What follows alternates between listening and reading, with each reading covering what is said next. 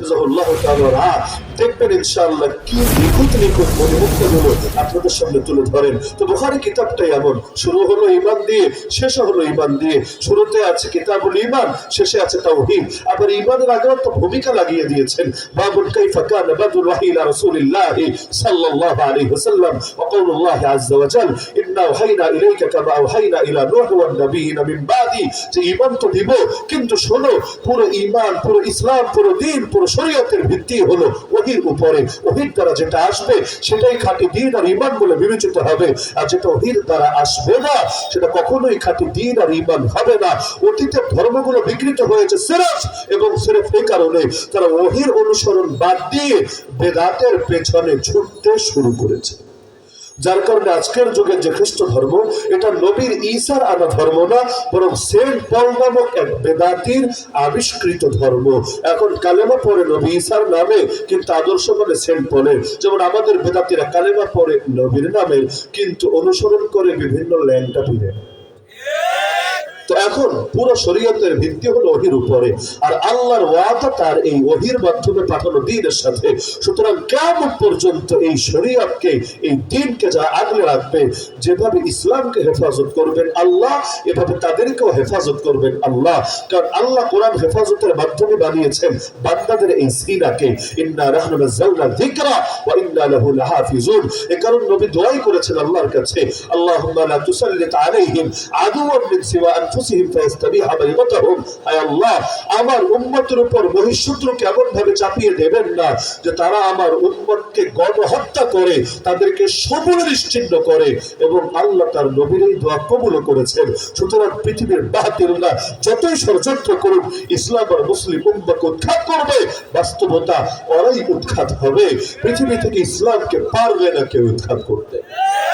সাময়িক পরীক্ষা আসবে।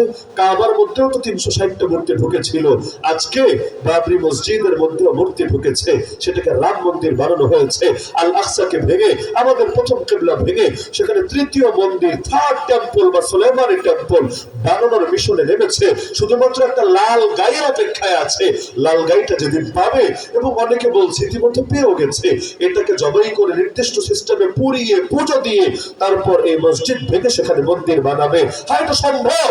আল্লাহর জমিনে মসজিদের মধ্যেও মূর্তি ঢুকতে পারে, মসজিদকে পুড়িয়ে ছায়া করতে পারে, কিন্তু এমন কেউ নাই যে ইসলামকে নিশ্চিহ্ন করতে পারে। আর মসজিদ যেভাবে কাবায় 360 মূর্তি ঢুকলেও একটা মূর্তিও টিকতে পারে নাই। ওয়াকুল জাআল হক ওয়া যাহাকাল বাতিল, হক এসেছে, বাতিল পালাতে বাধ্য হয়েছে। একইভাবে আজকের জামানার বাতিলরাও কেউ টিকবে না। যতদিন সুলতান মাহমুদরা ময়দানে নামবে, ততদিন পর্যন্ত এই কুলাঙ্গাররা ওরা এই মসজিদ মাদ্রাসার সাথে বেয়াদবি জারি রাখবে। কিন্তু জামানার সুলতান মাহমুদরা যখন ময়দানে নামবে, তখন এই উগ্রবাদীরা পালানোর জায়গা খুঁজে পাবে না ইনশাআল্লাহ।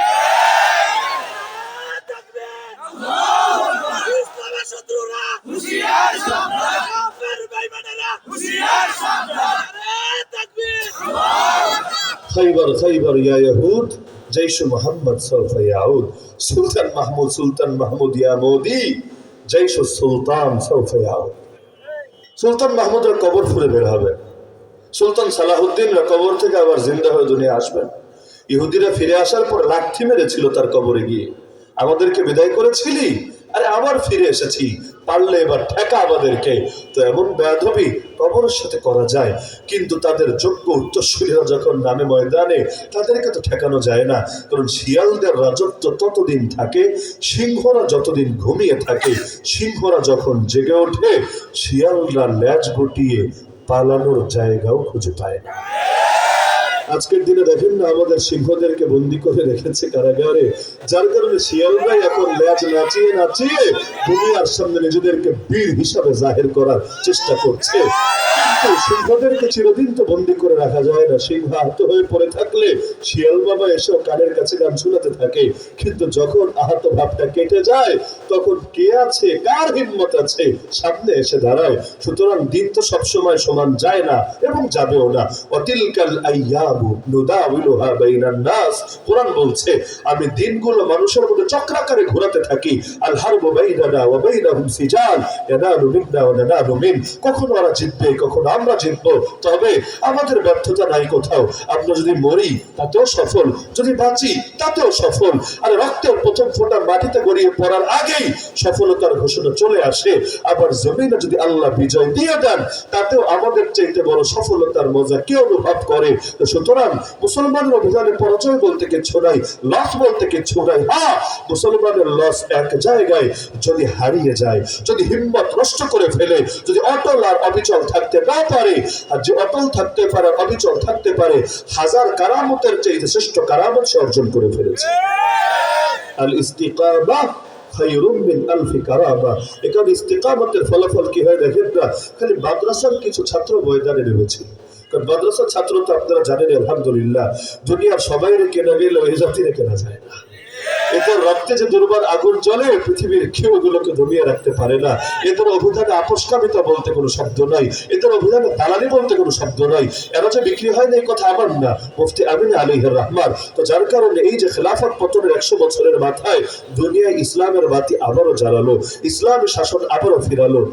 তারা কোন কলেজের, কোন ইউনিভার্সিটির ছাত্র তারা? আরে না, তাদের নামই তো তালেবান। এটা কোনো দলের নাম না, মাথায় রেখেন।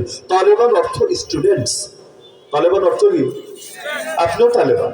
এখানে যারা আছেন স্কুলে পড়েন, মাদ্রাসায় পড়েন, সব তালেবান। কারণ তালেবান হলো পশতু ভাষার শব্দ। ইংলিশে বললে স্টুডেন্ট, আরবিতে বললে তালিবুল ইলম, বাংলায় বললে ছাত্র। তো এখন একই শব্দ, ভাষা শুধু চেঞ্জ হয়। তো এখন তালেবান এটা কোনো দলের নাম না। তালেবান অর্থ কি? তো ছাত্র বলে কেন এদেরকে? এটা বাস্তবেই ছাত্র। কিতাব খুলে পড়তে বসেছিল, কিন্তু মেজাজ যখন কাফেররা এসে বেশি গরম করে দিয়েছিল। অনেক সময় মশা কিন্তু রাতে ডিস্টার্ব করে। আপনি আরামে ঘুমাচ্ছেন, রক্ত খেতে মনে চাইলে খা না, কেনা করেছে? কত রক্ত লাগবে তোর পেট ফুলা? কিন্তু রক্ত তো খাবে বাগনা এসে ব্যান্ড সঙ্গীত শোনাতে শুরু করবে। আচ্ছা, কে গান শুনতে চেয়েছো ওর কাছে? কখনো মেজাজ গরম হয়ে যায়, মশার বাচ্চা মশা, খাবি তো খাবি, আবার ঘুমটা বরবাদ করবি। আজকে তোর একদিন কে আমার একদিন। এখন পুরো সিরিয়াস মোডে নামে, আজকে তোরে খাইছি।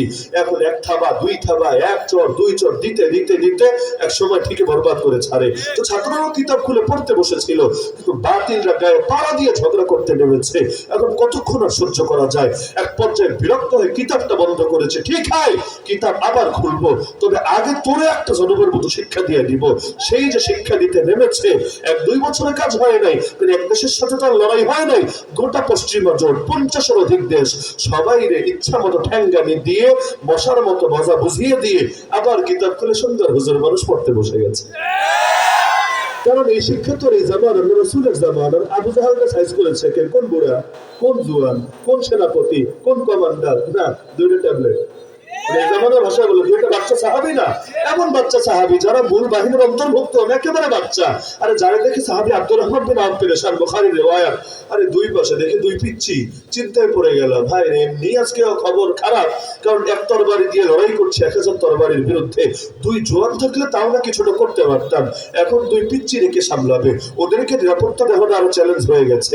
মিছিলের সামনে যদি দেখেন দুইটা বক্তব্যের বাচ্চা, কষ্ট লাগবে না আপনার? আরে গুলি শুরু হলে কি হবে বাচ্চাদের? আগে তো এদেরকে হেফাজত করতে হবে। তো তিনি বলেন এগুলো ভাবছিলাম, হঠাৎই পিচ্ছিরে আবরে বলে, চাচা ও চাচা, আবু জাহালকে একটু দেখা দেন না। তিনি বলেন আমি অবাক। আমি বললাম আবু জাহালকে দেখে কি করবা? সে তো যুদ্ধের সেনাপতি, কুরাইশের সর্দার। বাচ্চারা বলে, চাচা শুনেছি সে আল্লাহর নবীকে গালি দেয়। খালি শুনেছি সে আল্লাহর নবীকে গালি দেয়। অত ফিক ফতোয়ার মাইপাস বোঝে না, মনের মধ্যে অত জিলাপির 2.5 প্যাচ আর 2500 প্যাচ কিচ্ছু নাই, একেবারে খাঁটি মনে। চাচা যেহেতু শুনেছি, সুতরাং কসম করেছি আল্লাহর নামে, একবার যদি ওর দেখা পেয়ে যাই ওর ছাড়বো না, যতক্ষণ না হয়তো মরবো, না হলে মারবো। যার কপালে আগে মরণ লেখা, সে যতক্ষণ